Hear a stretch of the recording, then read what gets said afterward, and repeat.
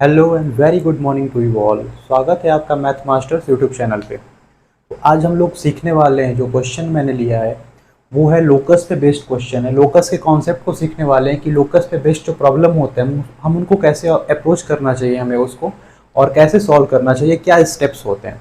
तो problem coordinate geometry क्या है, पैराबोला का है, लोकस पे बेस्ड क्वेश्चन है।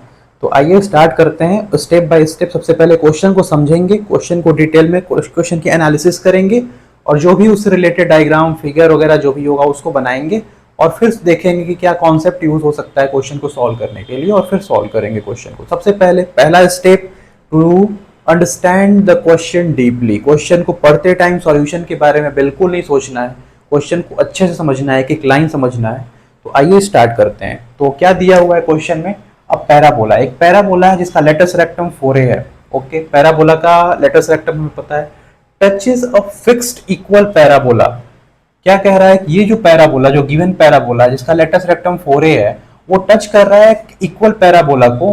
कोई दूसरा पैराबोला है उसको टच कर रहा है, लेकिन वो इक्वल पैराबोला। इक्वल पैराबोला का मतलब क्या होता है, किस किन दो पैराबोला को हम लोग इक्वल बोलेंगे, तो ऐसा पैराबोला, ऐसे दो पैराबोला जिनका लेटस रेक्टम सेम हो, उनको हम बोलते हैं दोनों इक्वल पैराबोला। यानी कि इसका लेटस रेक्टम 4a है तो इसका भी लेटस रेक्टम 4a होगा।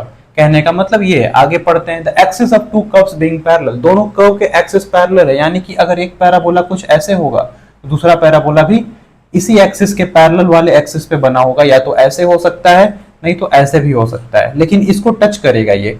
अगर एक पैराबोला ऐसे होता है तो दूसरा पैराबोला ऐसे होगा, सॉरी, इस एक्सिस के पैरेलल वाले एक्सिस पे, ये एक्सिस हो गया इस पैराबोला का, तो इस एक्सिस के पैरेलल वाले एक्सिस पे और इसको टच करेगा, कुछ ऐसे होगा। तो दो पैराबोला कुछ ऐसे होने वाले हैं, दोनों इक्वल पैराबोला है, दोनों का लेटस रेक्टम सेम है, दोनों के एक्सिस जो है पैरेलल हैं, दोनों के एक्सिस पैरेलल होंगे और दोनों एक दूसरे को टच करेंगे कहीं ना कहीं पे। तो इतना दिया हुआ है। सबसे पहले इसको बनाते हैं और देखते हैं कि क्या कर सकते हैं। आगे क्या दिया हुआ है कि prove that the locus of the vertex, vertex of the moving curve is a parabola of latus rectum 4a। नहीं समझ में आया? क्या बोल रहा है कि जो दूसरा वाला पैराबोला है जो इसको टच कर रहा है किसी पॉइंट पे, इक्वल पैराबोला जो है, सेकंड वाला पैराबोला हमारा जो है, उसका जो वर्टेक्स होगा, उसका जो वर्टेक्स होगा, उसका जो लोकस बनेगा, वर्टेक्स का locus, locus of the vertex of the moving curve, जो मूविंग पैराबोला है उसके वर्टेक्स का जो लोकस होगा वो भी एक पैराबोला होगा जिसका लेटस रेक्टम 8a होगा। यानी कि जो वर्टेक्स होगा दूसरे वाले पैराबोला का, वो एक जो मूव करेगा वो पैराबोला, तो एक पाथ ट्रेस करेगा, यानी कि उसका लोकस, पाथ को ही लोकस बोलते हैं। तो वो जो पाथ बनेगा वो भी एक पैराबोला बनेगा जिसका लेटस रेक्टम 8a होगा। मैं बना के समझाता हूं कि मैं क्या कहना चाह रहा हूं, क्वेश्चन में क्या दिया हुआ है। तो मैं मान लेता हूं, हमें तो पता नहीं है, बस इतना बोला हुआ है ना कि पैराबोला का लेटस रेक्टम 4a है, तो पैराबोला कैसा भी हो सकता है। तो मैं सिंपल करने के लिए मैं बोल देता हूं कि जो हमारा पैराबोला है वो y square is equal to 4ax है। यानी कि अपना ये वाला पैराबोला हो गया, इसको मैं बोल देता हूँ गिवन पैराबोला हो गया, y square is equal to 4ax। Clearly ये 4a जो हो जाएगा ये लेटस रेक्टम हो जाएगा। ठीक है, दिया हुआ है ऐसा।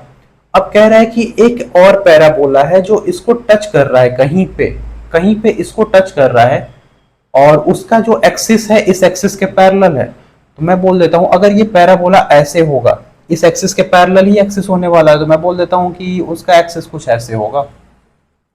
तो अगर इसका एक्सिस कुछ ऐसे होगा तो इसको अगर ऐसे ये पैराबोला में ऐसे बना दूं, दूसरा वाला इसी डायरेक्शन में उसका फेस ओपन हो, तो फिर वो कभी टच नहीं कर पाएगा, वो इंटरसेप्ट कर जाएगा। क्योंकि पैराबोला अगर मैं ऐसे बनाऊं दूसरा वाला पैराबोला, तो इसको कैसे टच करेगा, ये तो इसको इंटरसेप्ट कर जाएगा किसी ना किसी पॉइंट पे, जबकि कह रहा है कि टच करना चाहिए। तो यानी कि हमारे दो पैराबोला का एक्सिस तो ऐसे सेम होगा, लेकिन एक कुछ ऐसे बना हुआ है, इसका जो फेस है वो राइट डायरेक्शन में है, तो दूसरे वाले पैराबोला का फेस राइट डायरेक्शन में नहीं हो सकता है, यानी कि लेफ्ट में ओपन होगा ये पैराबोला दूसरा वाला, तभी इसको ये टच करेगा। यानी कि कुछ पैराबोला ऐसे होगा।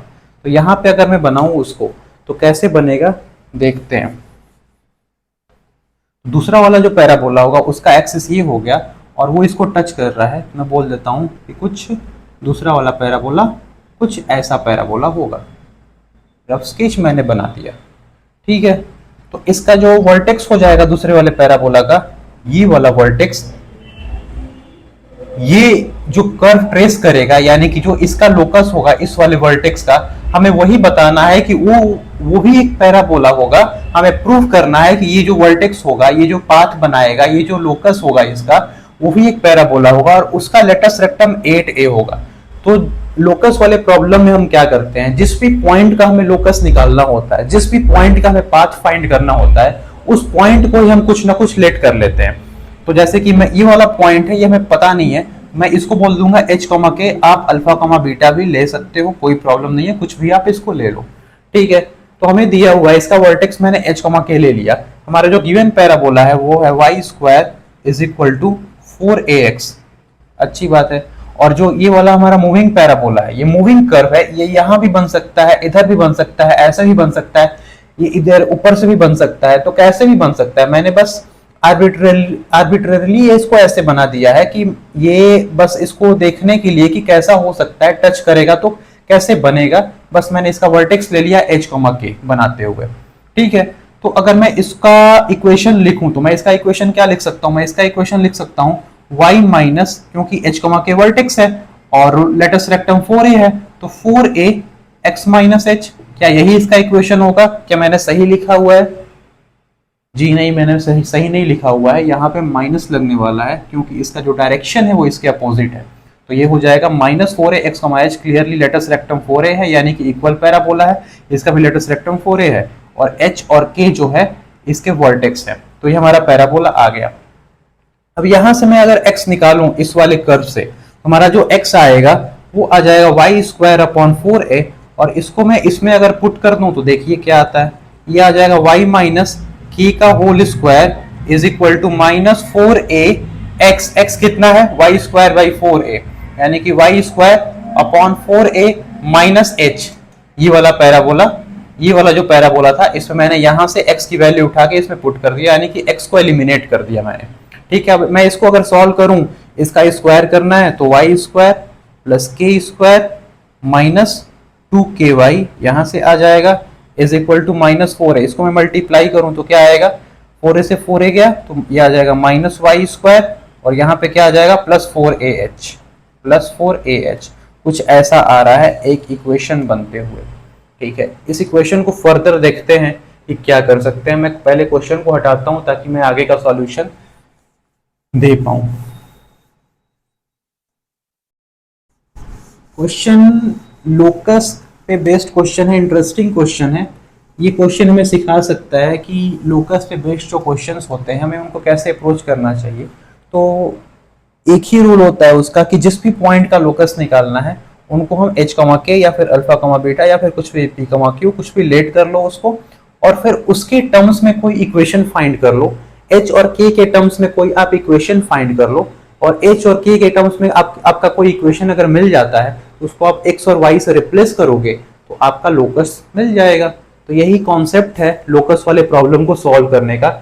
उससे पहले क्या, सबसे पहला स्टेप क्या है जो मैंने बताया, क्वेश्चन को रीड करो आप बिना सॉल्यूशन के बारे में सोचते हुए। क्वेश्चन आप अच्छे से समझ गए, उसके बाद उसका जो फिगर है स्केच करो, डायग्राम है, जो भी है, ग्राफ है, कर्व है, कुछ भी है, आप स्केच करो, उसको अच्छे से बनाओ और देखो कि फिर क्वेश्चन के हेल्प से उसको देखो कि क्या दिया हुआ है और क्या कॉन्सेप्ट यूज होने वाला है जो भी निकालना है हमें उसमें। तो कॉन्सेप्ट के बारे में सोच लो पहले कि क्या कॉन्सेप्ट यूज करना है, उसके बाद फिर प्रॉब्लम को अप्रोच करो, सॉल्यूशन करो आप उसका।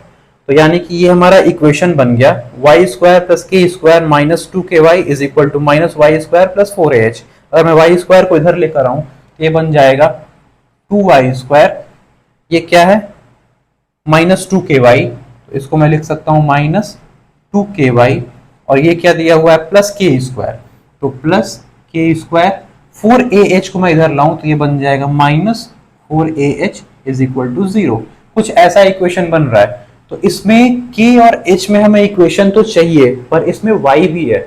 इस y को कैसे एलिमिनेट करें, क्या कर सकते हैं हम, तो हमें पता है ये जो y है, इक्वेशन जो है ये क्वाड्रेटिक इक्वेशन है y के टर्म्स में, और यहां से जो y आने वाला है वो क्या आने वाला है, ये पॉइंट आने वाला है, कॉमन पॉइंट आने वाला है जहां पे ये दोनों पैराबोला एक दूसरे को टच करके जा रहे हैं। यानी कि जो y की यहां से दो वैल्यू मिल सकती है, या फिर एक भी नहीं मिल सकती है, या फिर एक मिल सकती है।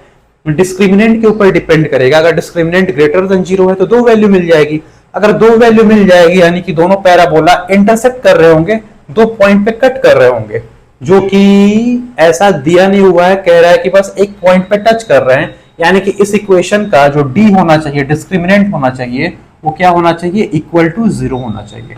तो डिस्क्रिमिनेंट निकाल लेते हैं और इक्वल टू जीरो कर देते हैं। तो डिस्क्रिमिनेंट अगर निकालू तो बी स्क्वायर यानी कि -2k का whole square, B square -4ac, 4 into 2 into C हमारा क्या है, k square -4ah is equal to zero. यहां से क्या आ जाएगा, यहां से आ जाएगा 4k स्क्वायर -4, 2 को मैं अंदर ले जाऊं तो लिख सकता हूं 2k square -8ah is equal to zero. 4 common है दोनों में, 4 को बाहर निकाल के आप लोग कैंसिल आउट कर सकते हो, कॉमन ले सकते हो, मैंने हटा दिया 4 को ऐसे ही। यहाँ पे आ गया के स्क्वायर और -2k स्क्वायर, ये आ जाएगा -k स्क्वायर, और ये माइनस के साथ -8ah का ब्रैकेट ओपन होगा तो ये हो जाएगा +8ah is equal to zero. यहाँ से क्या मिल रहा है, यहाँ से मिल रहा है हमें k square is equal to 8ah, and we got our equation in terms of h and k only. सो अगर हम h और k को रिप्लेस कर देंगे x और y से, तो हमें इस मूविंग पॉइंट का, जो हमारा वर्टेक्स है मूविंग पैराबोला का, ये मूविंग पॉइंट जो है, वर्टेक्स भी तो मूव करेगा, ये लोकस जो इसका होगा हमें मिल जाएगा। तो कैसा लोकस आने वाला है, तो मैं h और k को x और y से रिप्लेस करूं तो हमें मिलेगा y square is equal to 8ax, और ये इक्वेशन क्लियर है कि ये पैराबोला को बता रहा है, यानी कि हमारा जो लोकस होगा इस मूविंग पॉइंट का वो क्या होगा, एक पैराबोला होगा। और क्लियर है कि लेटस रेक्टम जो हमें दिख रहा है वो क्या है, 8a है। तो LR हमारा 8a हो गया और ये पैराबोला हो गया। तो हमारा जो ओरिजिनल पैराबोला था वो क्या था, उसका लेटस रेक्टम क्या था, 4a था। तो क्लियर है कि ये 8a है, यानी कि इसका डबल है। और वही तुम्हें प्रूफ करना था कि जो मूविंग पैराबोला है उसका जो वर्टेक्स होगा, वो जो लोकस उसका आएगा, वो भी एक पैराबोला होगा जो कि आ रहा है, और उसका जो लेटस रेक्टम होगा वो इसका डबल होगा जो कि आ रहा है। सो ये था आपका सॉल्यूशन प्रॉब्लम का। ऐसे आप लोग किसी प्रॉब्लम को अप्रोच कर सकते हो और सॉल्व कर सकते हो, कोई मुश्किल नहीं आएगी। ठीक है, तो उम्मीद करता हूं कि आपको ये कॉन्सेप्ट समझ में आया होगा। मिलते हैं अगले वीडियो में किसी नए कॉन्सेप्ट पे बात करेंगे। Thank you.